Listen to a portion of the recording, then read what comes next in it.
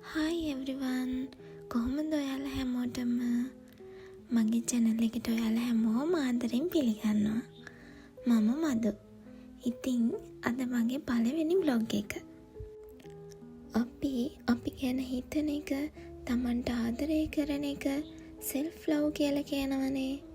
ගෙවෙන හැම දවසක්ම අපිට සතුටින් විතරක්ම ගෙවන්න බැහැනේ. දුක හිතෙන අමාරු දවස් ඕනි තරම් ජීවිතේට එනවා. ඉතින් අපි මේ හැම දවසකටම ධනාත්මකව පොසිටිව් මූණ දෙන්න ඕනේ.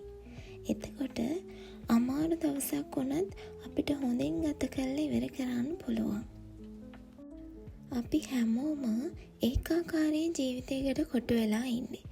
ඉතින් මෙන්න මේ බිසි ලයිෆ් ස්ටයිල් එකෙන් ටිකකට ඈත් වෙලා අපි ආස තැනකට ගිහිල්ලා, අපි ආස කෑමක් කාලා, ආස දෙයක් අරගෙන, අපි ආදරය කරන අයත් එක්ක ගත කරන්න අනිවාර්යෙන්ම අපි වෙලාවක් වෙන් කරගන්න ඕනි. මෙන්න මේ විදියට ගෙවපු ලස්සන දවසක් තමයි අද බ්ලොග් එකෙන් අරන් එන්නේ. යන්න ආසාවෙන් බලන් ඉඳපු ලස්සන තැනකට තමයි අද මගේ යාළුවයි මේ ආවේ. මුලින්ම මාතර බෝධියට ගියා. උදේම එතන කට්ටිය ගොඩක් හිටියා. ඒත් අපි නිදහසේ වැඳලා ඊට පස්සේ කන්න ආවා. මාතර හෝම් ෆුඩ් එකෙන් තමයි කෑවේ. ඒ කෑම හරිම රසයි. මාතර අය නම් දන්නවත් ඇති. ඊට පස්සේ දවල්ට කාලා අපි ගියා අයිස්ක්‍රීම් කන්න. ඒ කඩේ නම නම් ඉසුරු වගේ නමක් තමයි මට මතක. රේල්වේ ස්ටේෂන් එකට හැරෙනකොටම තියෙන්නේ. එතනත් අයිස්ක්‍රීම් හරිම රසයි. ඒ වගේම හරිම රීසනබල් ප්‍රයිස් එකකට තියෙන්නේ. මාතර ගියොත් අනිවාර්යෙන්ම මේ දෙපළෙන් තමයි කන්නේ. අපි ප්ලෑන් කරලා ගමනක් යන්න ගියොතින් ඇත්තට මේක හරියන්නේ හරිම කලාතුරකින් නේද? මට නම් එහෙම තමයි. අපි ගෲප් හදාගෙන ගොඩක් කල් තිස්සේ මාසයක් විතර තිස්සේ ප්ලෑන් කරලා එහෙම යන්න වෙන ගමන් යන්න වෙන්නේ හරිම කලාතුරකින්. ඔන්න අද කතා කරලා හෙට යන ගමන් ගිහින් එන්න පුළුවන් ලස්සනට. ඉතින් අපි කෑම කාලා ඉවර වෙලා ගියා මොඳ මැද්ද තියෙන පන්සලට. පරිවිදෝපත කියලා කියන්නේ. දැන් හරිම ලස්සනයි. උඩ චෛත්‍යයක් හදලා හරිම ලස්සනයි. චෛත්‍ය ඇතුළත් බලන්න පුළුවන්. හරිම ලස්සනට හදලා තියෙනවා. ඒක වටේ ඔය තියෙන මාළු ඉස්සර නම් ඔය පොණ්ඩ එක ඔක්කොම කිලිටි වෙලා තිබුණේ ජරා වෙලා. දැන් නම් හරිම ලස්සනට පිරිසිදුව දැන් ගොඩාක් මාළු ඉන්නවා.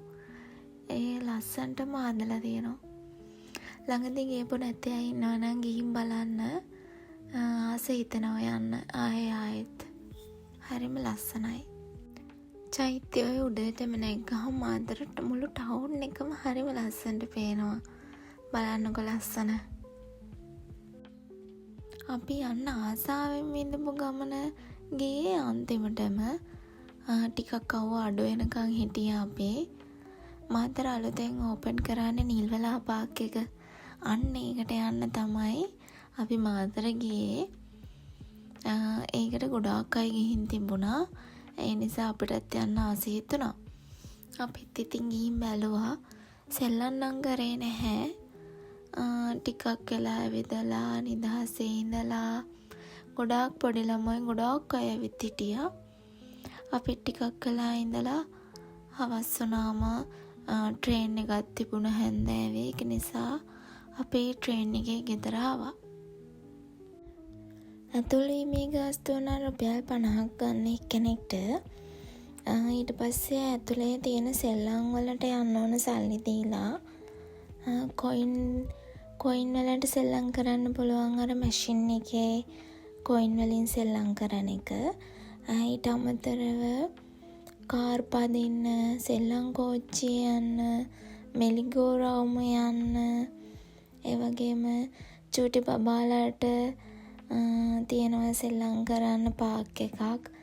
ඒ වගේ සෙල්ලම් කරන්න තැන් කීපයක්ම තියෙනවා. ඒ වගේම ගොඩාක්ම නිදහසේ ඉන්න පුළුවන් අපිට. හරිම කාම් පරිසරයක් තියෙන්නේ. හිතන්න බැහැ මේක ටවුන් එක තියෙන පාක් එකක් කියලා. ඇත්තටම හරිම ලස්සනයි. මේ පාක් එකට ගියපු නැති අය ඉන්නවා නම් ගිහින් බලන්න.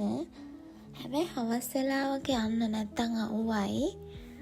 ඉතින් අපි මේ ගෙවන කාර්යබහුල ජීවිතෙන් අනිවාර්යෙන්ම පොඩි බ්‍රේක් එකක් ගන්න අමතක කරන්න හොඳ නැහැ.